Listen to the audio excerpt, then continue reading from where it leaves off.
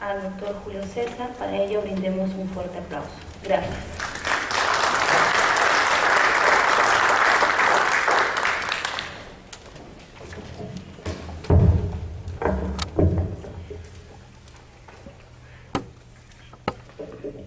Amigos, sean ustedes muy buenas noches. Para mí es una inmensa satisfacción estar esta noche con ustedes para poder conversar algunos aspectos referentes a la administración pública, gerencia pública y gerencia municipal. Quiero agradecer esta invitación del Centro Peruano de Información e Investigación Continua, que está empeñado en esta tarea importante de la difusión del orden normativo y la difusión legislativa. Tarea sumamente valiosa, porque la vorágine legislativa, el proceso de modernización de la estructura del Estado, aunque vaya en una etapa un poco lenta, se viene afianzando y tendrá que ser uno de los temas de prioridad para el próximo gobierno. Pero antes de entrar a hacer algunos alcances, quisiera expresarles que acepten mis excusas por este pequeño retraso que he tenido en la llegada. Antes tenía el estudio en San Borja, salía más temprano y ahora me confié, pensé que llegaba estoy en Lince, llegaba más rápido y me salí equivocando por el tránsito de estas horas, un poco complicado. Mil disculpas por ello.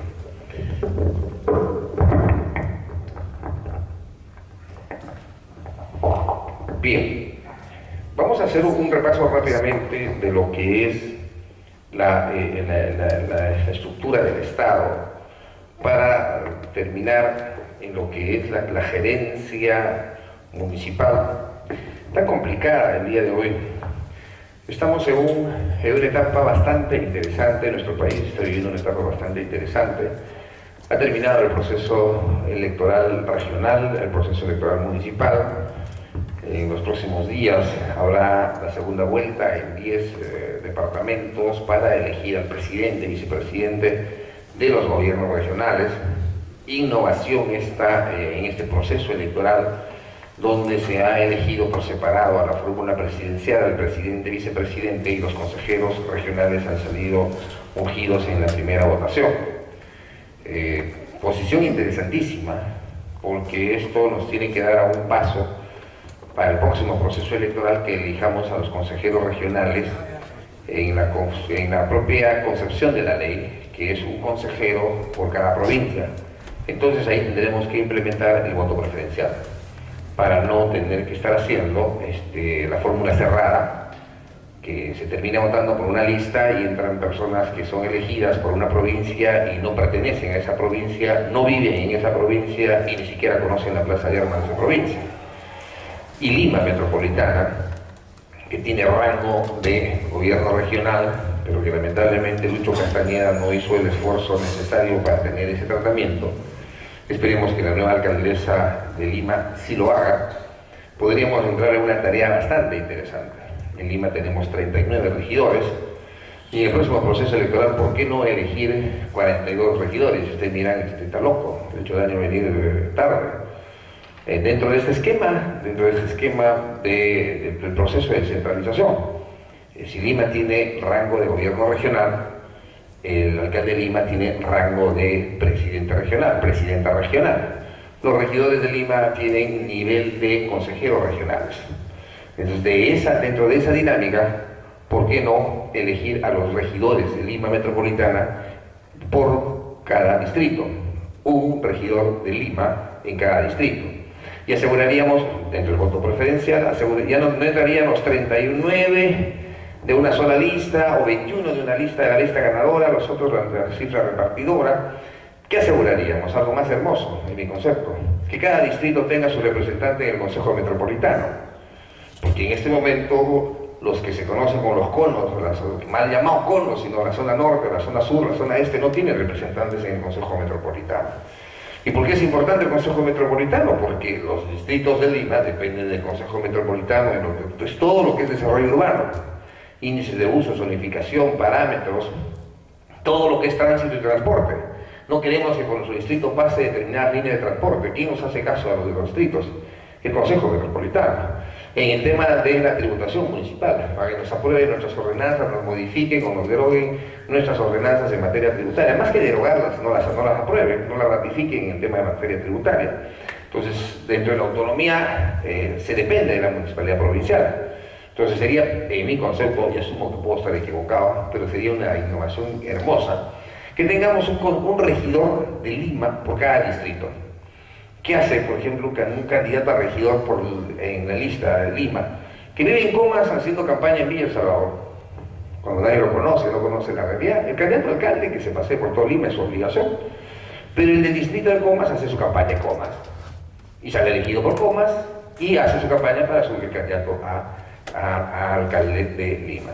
Un tema interesantísimo que nos podría dar un salto de la representación, que ojalá lo podamos hacer en esta modernización de la estructura del Estado, en esta iniciativa en que estamos metidos como algunos profesionales, de dotarle al país de un código electoral y algunas cosas más. Vamos a pasar rápidamente a algo que ya conocemos, para detenernos en algo que es el objetivo el día de hoy. Como nosotros ya sabemos que el Estado es una creación de nosotros, del ser humano, y cuando aparecemos en la Tierra, éramos personas errantes, ¿correcto? No nos fincábamos en un determinado lugar hasta que descubrimos el fuego y descubrimos la agricultura. Como consecuencia de ello nos volvemos sedentarios. Dentro de ese concepto del sedentarismo nace la agremiación. Como consecuencia de la agremiación nacen las tribus, las aldeas, las pequeñas ciudades, las ciudades amuralladas más adelante, las grandes ciudades, las metrópolis, las megalópolis. Dentro de ese concepto se incorpora un concepto liberal, que es el principio de representación, que si también retrocedemos, tenemos desde los orígenes de la humanidad, el que representaba a las pequeñas aldeas era el brujo, el jefe de la tribu, el inca en el caso nuestro, el emperador, y el día de hoy elegimos nuestras autoridades que nos representan. ¿Por qué? Pues elegimos porque buscamos que dentro de este concepto de transmitirle nuestra representación a una sola persona o a un grupo de personas, porque todos no podemos hacer lo que quisiéramos hacer, es lo que nace precisamente el Estado. Nuestro Estado peruano tiene una eminente concepción humanista, de Rerum Novarum, de Mater Magister, de las encíclicas papales, del tomismo, donde en la Constitución del 79, el artículo 1 decía: la persona humana es el fin supremo de la sociedad y del Estado. La Constitución del 93 dice: la defensa de los derechos de la persona humana es el fin supremo de la sociedad y del Estado. La defensa. Consecuencia, antes que el Estado somos nosotros como personas, como seres humanos, valemos más de que la propia concepción del Estado. Otras personas con otra concepción, respetables por supuesto, pero que discrepamos de orilla a orilla, como que nos separa del río Rímac, creen que primero es el Estado. Nosotros creemos que primero es el ser humano. Nosotros valemos como seres humanos, nuestra concepción del ser humano. Entonces, nuestra concepción humanista dice que el Estado es el que nos debe proteger, nos debe apoyar, nos debe dotar de todas las necesidades que requerimos los seres humanos. Y no creamos el Estado para que nos persiga, para que nos avasalle, para que nos ponga impuestos, para que nos maltrate, al contrario, para que nos proteja. Sin embargo, esta concepción nosotros la confundimos como hay una regularidad. No me voy a detener mucho en este tema que nosotros ya lo conocemos, solamente quiero detenerme en un concepto. ¿Qué es este concepto? El concepto del unitarismo. El concepto del unitarismo y lo representativo y lo descentralizado. ¿Por qué?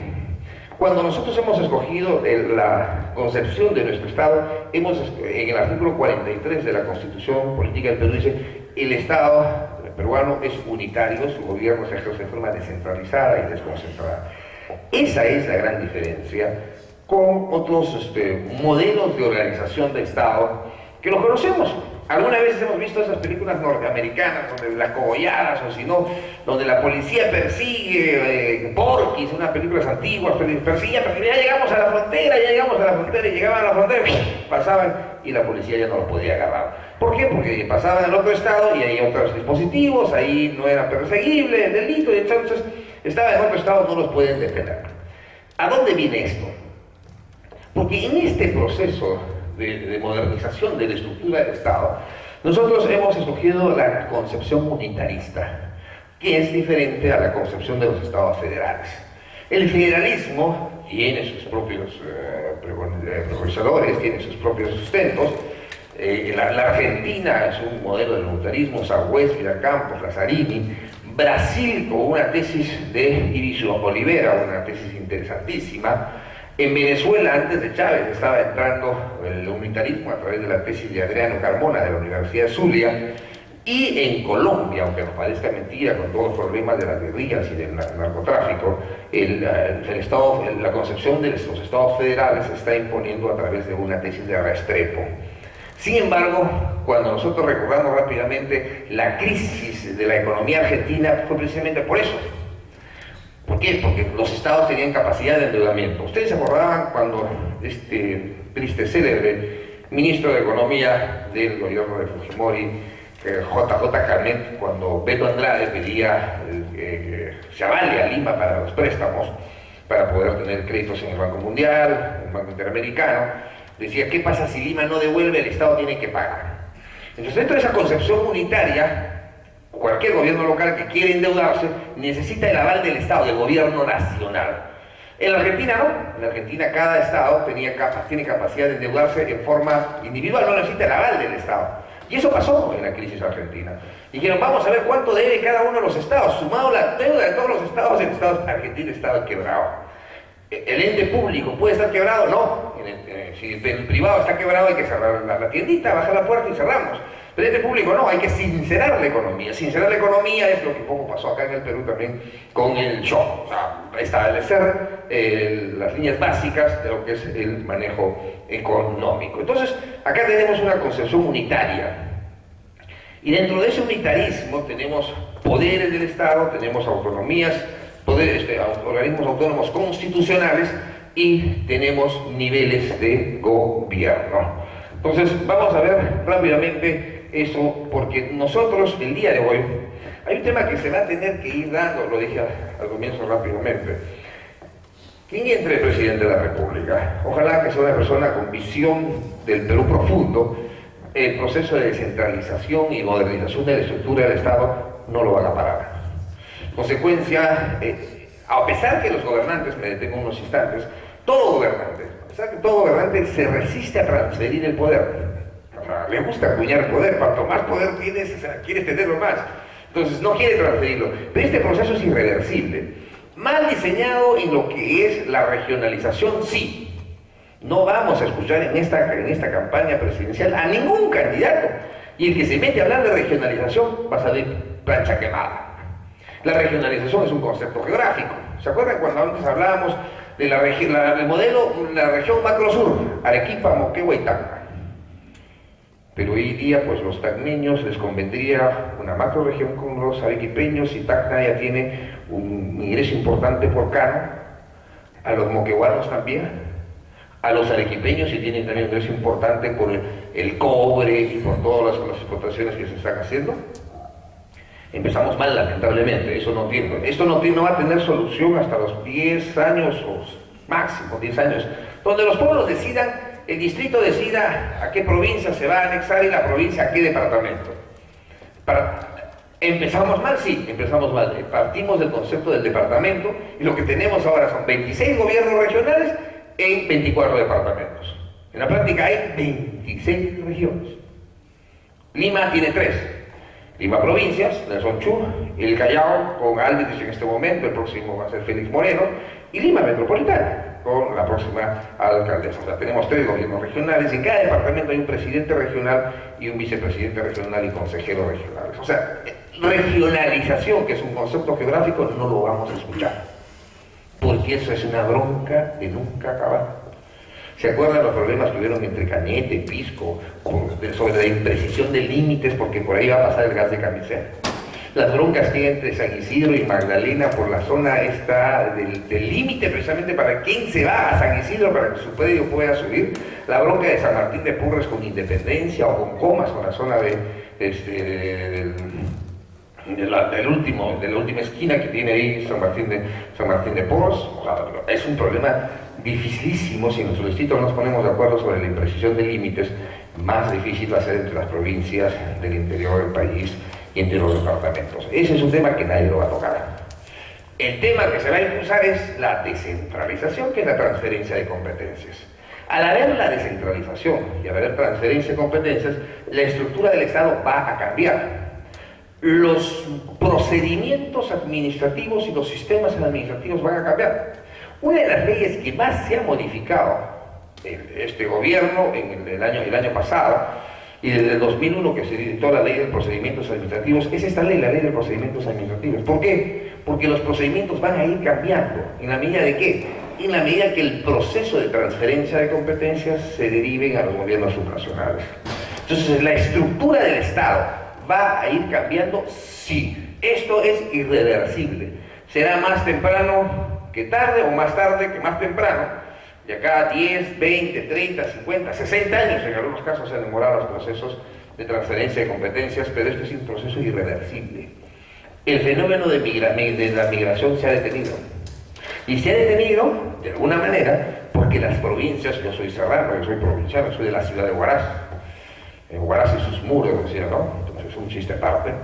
Entonces, el proceso de migración se ha detenido porque la provincia se ha convertido en una alternativa en este momento para nuestros paisanos, para nuestros amigos de desarrollo. Antes, ¿por qué nos veníamos? Yo me vine a Huaraz porque en mi tierra no había la carrera que quería estudiar. Y me vine a Lima a ver si podía ingresar a las universidades tradicionales, y me di con un zapatazo en la cara. Me encontré que no sabía nada, porque venía de un colegio fiscal. Y en la provincia, las famosas vueltas, no sabíamos meses tras meses y no aprendíamos nada. Entonces, pero ahora las provincias están creciendo bastante. Se ha detenido el fenómeno de la migración, pero se ha detenido en la medida que las provincias se están convirtiendo en una alternativa. Pero si no le damos más, si no inyectamos más, que a esas provincias se sigan convirtiendo en la alternativa de crecimiento, desarrollo y la posibilidad de que los hijos de los pueblos que queden en su lugar y sean los gestores de su desarrollo, evidentemente este proceso se va nuevamente a acelerar. Entonces, esto nos lleva a que tenemos que repensar en cada momento, la modernización del Estado. ¿Qué es lo que nosotros tenemos el día de hoy en la organización del Estado? Fíjense ustedes. Bien. Vamos a ver. Acá tenemos. Vamos a regresar después al otro esquema. Un poder legislativo, un poder ejecutivo, 17 ministerios, un poder judicial con una sala plena. Y esta es la organización en forma horizontal, les prometo que vamos a regresar. Y vertical, el gobierno nacional, regional, 26 gobiernos regionales, y municipal, 1832 municipalidades, de las cuales 196 son provinciales. Entonces, vamos a regresar rápidamente a esto. ¿Okay? ¿Qué es lo que tenemos en este momento? En este momento tenemos, hemos visto, 17 ministerios. Cuando empezó el gobierno del doctor García, eran 15 ministerios. Se han creado dos, el Ministerio del Ambiente y el Ministerio de la Cultura.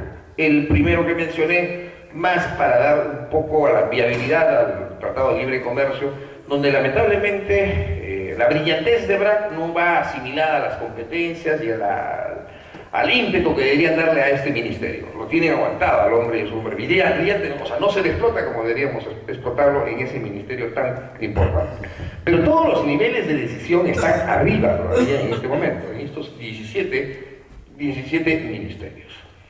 Descendemos, entonces tenemos el primer nivel, solamente por decirlo de forma gráfica, el primer nivel de gobierno, que es el gobierno nacional, donde se toman las grandes decisiones en este momento todavía. Nosotros descendemos y encontramos el segundo nivel, que son los 26 gobiernos regionales. Estos de gobiernos regionales se convierten en niveles de gobierno a nivel de la modificación constitucional del año 2002, cuando se le dota de la autonomía política, económica y administrativa en los asuntos de su competencia. Y el tercer nivel son los gobiernos locales con las municipalidades provinciales y las municipalidades distritales. A pesar que los gobiernos regionales en este momento se les ha transferido mucho dinero y han sido ineficientes casi todos los gobiernos regionales, empezando del departamento del cual soy oriundo, Ancash. Es una vergüenza que no tengan capacidad de gasto. 1.200 millones solamente en Cano, 1.200 millones en Cano, y tengan en el nivel de ejecución el 3%. Y cuando el presidente regional a alguien le dice algo, por supuesto pues que lo manda a mejor vida. 1.200 millones al año, en un 10% son 1.200, o sea, 120 millones al año, en 4 años 480 millones. 1.200 millones, 1.200 razones al año para callar a alguien o para mandar callar a alguien. Y lo digo así abiertamente porque lo he dicho públicamente. El vicepresidente del gobierno regional, antes que César Álvarez se vaya de licencia para su reelección, estuvo en mi oficina 15 días antes. Y me dijo, ¿qué va a hacer estos cambios, estos. Le dije, vas a tener problemas con César. Y me dijo, no me preocupa porque no voy a dar la reelección. El hombre asumió, una semana, 2 semanas, lo mandaron a mejor vida. Claro, 1.200 millones son 1.200 razones para callar a alguien o ponerle un corto a alguien. Es una vergüenza. Los gobiernos regionales no han tenido todavía el desarrollo que quisiéramos todos. Hay que ayudarlos ahí porque no podemos darnos el lujo de fracasar. Los gobiernos locales, con todos los defectos que le podemos tener, han sido más eficientes. Por su tradición, vienen desde la colonia, a través de los cabildos, porque ya tienen una experiencia ganada, tienen una estructura mejor organizada, es decir, han sido mucho más eficientes. Sin embargo, el Perú estamos en el derecho de exigirles no que sean mucho más eficientes, que sean eficientes, que no pueden fracasar, porque el fracaso de ellos es el fracaso del crecimiento de nuestro país. Entonces, ¿qué tenemos en estos momentos? A nivel del gobierno nacional tenemos 17 ministerios, 26 gobiernos regionales y 1.832 municipalidades. Todavía los niveles de decisión se toman en el primer nivel. Salud. La visión a largo plazo, la visión a futuro, es invertir la pirámide. Cuidado, yo no estoy diciendo que desaparezca el gobierno nacional. Nosotros creamos el Estado. La creación del Estado es nuestra, para que organice la vida en sociedad. Lo que tenemos que tener es un Estado dinámico, un Estado promotor, un Estado eficiente, un Estado que dicte las grandes políticas nacionales. Que no se trata nomás, como dice el presidente de la República, ya de transferir la educación al Callao y si no funciona es problema del Callao. No, señor. Esa es la más grande cobardía que puede haber. No se trata que yo te entrego y ve cómo tú te lo haces. No, se trata que yo te transfiero, pero al mismo tiempo voy dictando las grandes políticas nacionales, porque precisamente esos temas medulares no se nos pueden, el Estado no puede perder su rol. El Estado debe dejar de hacer aquello que pueden hacer los gobiernos regionales y los gobiernos locales. Ustedes recordarán que hubo una época en que el Estado era dueño de las zapaterías Diamante, dueño del Cine Colón, donde pasaban películas porno y ahí todos los funcionarios públicos hacían cola con su fotocheck para ingresar a partir de las 3 de la tarde. O sea, ese Estado no queremos. No queremos un Estado donde hoy día a través de un recurso de revisión lleguen los expedientes a los viceministerios. ¿Qué es esto? Queremos un Estado promotor, un Estado dinámico, que dé las grandes políticas nacionales, pero que también supervise, vigile, que no se meta, que oriente. Entonces ahí los otros niveles de gobierno les vamos a exigir que cumplan su tarea. La autonomía es buena, yo aplaudo la autonomía, pero no significa autarquía. No significa hacer lo que me da la gana y eso lamentablemente a veces se malentiende. Malos ejemplos de la autonomía a nivel de los gobiernos regionales, por ejemplo, la ordenanza de la legalización de la hoja de coca en Huánuco, igual en el Cusco, igual en Puno. ¿Qué es esto? Esas son políticas nacionales. Esas son políticas nacionales. Por eso, el Estado, tenemos que entender que el Estado no debe desprenderse de su rol nacional. Vamos a transferir la educación a los gobiernos locales. Perdón, ya, algo dije de educación. Vamos a transferir la salud a los gobiernos locales. ¿Es tan fácil así como se dice? Los Olivos es un distrito que yo tengo mucho cariño. Cuando llegamos de la sierra, nosotros albergó, mis padres viven en Los Olivos. Felipe Castillo es de Marcará, un distrito de Carahuas. Construyeron su hospital. ¿En qué ha terminado el hospital de Los Olivos? Lo utiliza mitad el Negreiros, que es de salud, y mitad el Estado. ¿Por qué? Porque la municipalidad distrital no puede solventar el mantenimiento de ese hospital. Entonces, es así de fácil, te voy a entregar la salud para que veas cómo tú lo manejas, perdón.